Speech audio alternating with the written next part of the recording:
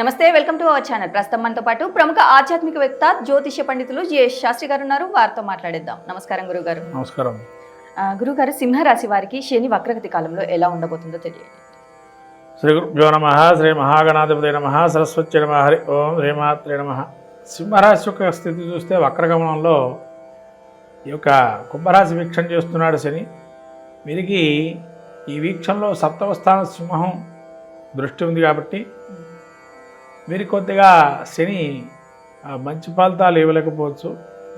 అలానే పంచమ స్థానం చూస్తున్నాడు కాబట్టి సంతానపర చికాకులు ఎక్కువగా ఉండడం, వాటి వల్ల ఇబ్బందులు పాల్గొవటం. అలానే వీరికి అష్టమ స్థానంలో కూడా ఉండడం వల్ల వీక్షణ వల్ల ఈ నవస్థాన వీక్షణ వల్ల దీర్ఘకాలిక సమస్యలు కొన్నిగా బాధింపబడటం. అంటే ఓవరాల్గా చెప్పాలంటే సింహానికి ప్రతికూలమైనటువంటి స్థితి అని చెప్పచ్చు. ఎందుకంటే సప్తమ స్థానం వీక్షణ చేస్తున్నాడు సింహానికి. సప్తమ స్థానం కుంభం అవుతుంది.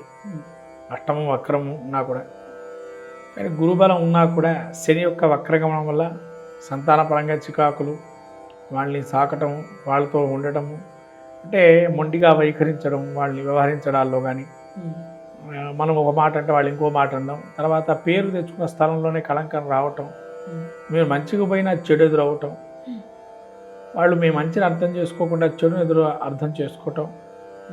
అలానే ఈ యొక్క సింహరాశికి మళ్ళీ ఈ యొక్క సంక్రమణం వల్ల దశమ స్థానం ఏదైతే ఉందో, అంటే వృషభాన్ని చూస్తున్నాడు కాబట్టి ఆ వృషభ స్థానం దశమం అయింది కాబట్టి ఉద్యోగంలో కావచ్చు ఓవర్ టైం చేయడం, శ్రమ అధికం పెట్టడం, వేరే వాళ్ళు చేసే పని కూడా మీ మీద వేయటం, అలా శ్రమాధికం చేయటం వల్ల కొంత స్ట్రెస్గా ఫీల్ అవుతారు. అయినా కానీ మీరు మనం చెయ్యాలి అంటే ఒక కార్యదీక్షగా ముందరకెళ్తారు. గురుబలం ఉంది కాబట్టి ఎంత కఠినమైన పరీక్ష ఉంచినా ఆ పరీక్షలు నెగ్గే ప్రయత్నమే చేస్తారు కాబట్టి పారిపోయే ప్రయత్నం అయితే చేయరు. సింహరాశి వారు ఎన్ని అడ్డంకులు వచ్చినా ఇవన్నీ కర్మకి సంబంధించి శని ఈ విధంగా ఇచ్చాడని చెప్పి ముందరకెళ్తూ ఉంటారు.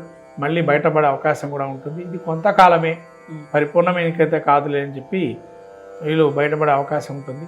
సింహానికి ముఖ్యంగా చెప్పాలంటే 100కి 80% ప్రతికూల ఫలితాలే ఉంటాయి, కానీ వాళ్ళ మనసుకి గురువు యొక్క బలం ఉంది కాబట్టి పెద్దగా బాధింపే అవకాశం తక్కువగా ఉండే అవకాశం ఎక్కువగా ఉంది. మరి వీరికి ఆరోగ్య పరంగా కావచ్చు, కుటుంబ పరంగా కావచ్చు, ఎలా ఉండబోతుంది? కుటుంబ పరంగా వీళ్ళు మాటలు చెప్తే మంచి చెప్తే చెడు జరుగుతుందని చెప్పేసాం కాబట్టి ఎంత మంచి చేసినా చెడే చెప్తారు, కానీ మంచిని స్వాగతించరు. ఆరోగ్యపరంగా ఎలా ఉండబోతుంది? ఆరోగ్యపరంగా చూస్తే కనుక వీళ్ళకి ముఖ్యంగా మోకాళ్ళ నొప్పులు కానీ లేదా బాడీ పెయిన్స్ కానీ వచ్చే అవకాశం ఎక్కువగా ఉంటుంది. మరి విద్యార్థులకి, ఇటు రాజకీయ నాయకులకి ఎలా ఉండబోతుంది అంటే? విద్యార్థులకి కొంత యోగదాయకంగానే ఉంది. రాజకీయ నాయకులు పలకుండా ఉపయోగించినా ఫలితం లేకుండా ఉంటుంది. మరి ఆస్తి వివాదాల నుంచి బయటపడే అవకాశం ఉంది అంటారా? కోర్టు వ్యవహారాలు అయితే ఈ కోర్టు సంబంధించిన వ్యవహారాలు పెద్దగా సమస్యగా అయితే పరిష్కారం కావు, ఇంకా అలానే నడుస్తూ ఉంటాయి.